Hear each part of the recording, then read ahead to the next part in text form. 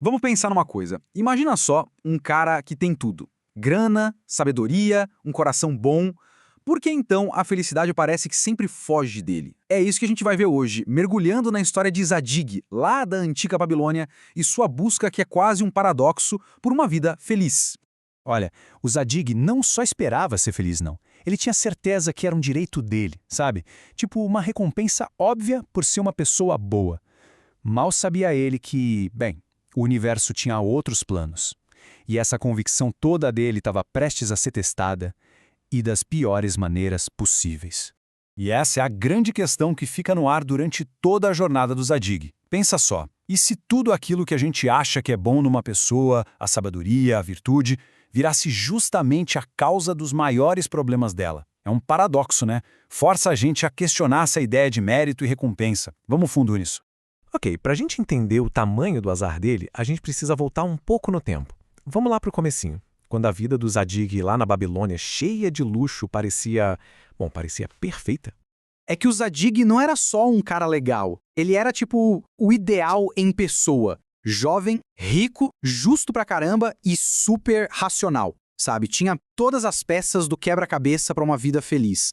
Na teoria, pelo menos, ele já tinha que ser o cara mais feliz do mundo. E é aqui que o castelo de cartas começa a desmoronar. Ele tá noivo da Semire, super apaixonado. Aí um dia, defendendo ela, ele se machuca no olho. Chega o maior médico da cidade, o Hermes, e dá o diagnóstico: Zadig vai ficar caolho pro resto da vida. Só que acontece um milagre. Ele se cura, fica perfeito de novo. E a Semire? Ah, a Semire, que de repente pegou uma aversão a homens de um olho só, simplesmente o larga e casa com o rival dele.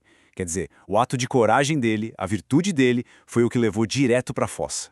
Coração partido, né? Depois de ver como o amor pode ser superficial, o Zayd podia ter desistido. Mas não, ele resolve tentar de novo. Só que dessa vez ele pensa, chega de paixão, e vai por um caminho mais, digamos, prático. A lógica dele foi mais ou menos assim. Chega dessa coisa de paixão que uma hora quer e outra não quer, vou procurar uma mulher de família com princípios. E aí ele escolhe a Azora, a moça mais certinha e rica da cidade. A aposta era que com ela, a felicidade seria algo mais estável, entende? E aqui a coisa fica bizarra. Se liga no teste de fidelidade que o Zad arma. Primeiro, ele se finge de morto. Segundo, a Azora faz um show, chora, se descabela, jura que vai morrer de saudade. Mas aí vem o passo 3. O amigo dele, Calor, finge que tá doente e que a única cura é o nariz de um homem que acabou de morrer. E pasmem, a Azora, a viúva sofredora, no passo 4, pega uma navalha e vai correndo pro túmulo para cortar o nariz do falecido marido, sem nem piscar. Então, vamos fazer um balanço aqui. A Semire larga ele só pela ideia de que ele ficaria com um olho a menos. Já a Azora, que jurou morrer de amor, estava prontinha para mutilar o cadáver dele por causa de um amigo novo. A busca do Zadig por felicidade no amor não é só um fracasso, gente. É quase uma piada de mau gosto do universo. Decepcionado com essa bagunça que são os sentimentos, o Zadig meio que se isola. Ele vai para o mundo da ciência, da natureza, das coisas que fazem sentido, sabe? Ele busca um refúgio na lógica. Só que ele vai descobrir da pior maneira que uma mente brilhante, ela pode ser bem mais perigosa que um coração partido. E aí que vem a pergunta que vai arrumar o próximo problemão para ele. Como é que alguém consegue descrever perfeitamente um cachorro e um cavalo sem nunca ter visto os bichos? Parece impossível, né? Pois é, mas não para a mente dedutiva do Zadig. Olha só a genialidade do cara em ação.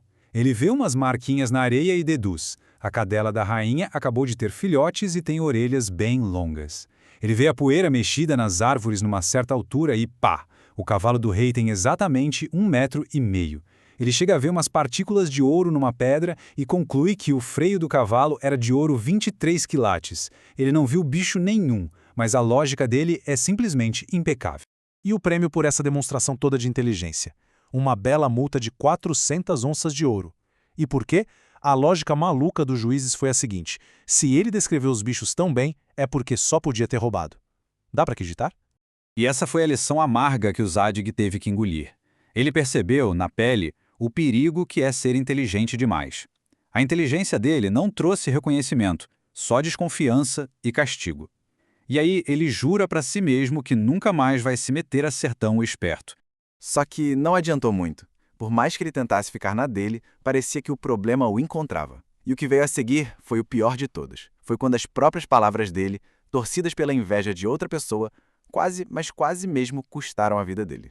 Agora não era mais uma multinha, não. A acusação era de traição contra o rei, um crime com pena de morte. A vida do Zadig estava literalmente por um fio. E a causa de tudo isso?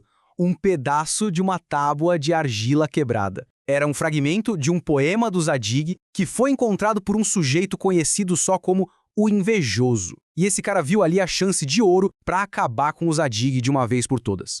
Olha só que maldade calculada. De um lado, o pedaço que foi encontrado, que parece uma crítica pesada, acusando o rei de ser um tirano. Mas do outro lado, o poema inteiro, que na verdade era um baita elogio. A tábua se quebrou no lugar certinho para criar a acusação perfeita. É uma mistura de azar inacreditável com a mais pura maldade. Ninguém quis ouvir o lado dele. Não teve defesa. O veredito foi rápido, implacável, culpado. Zadig foi sentenciado à morte.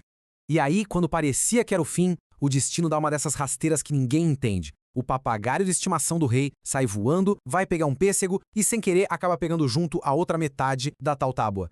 E ele leva e solta bem no colo do rei. O rei junta os dois pedaços, lê o poema inteiro e saca o erro terrível que cometeu. O Zadig não foi salvo pela justiça nem pela razão. Foi salvo pelo voo aleatório de um pássaro. É o cúmulo do acaso. Depois de passar por tudo isso, a gente é obrigado a parar e pensar.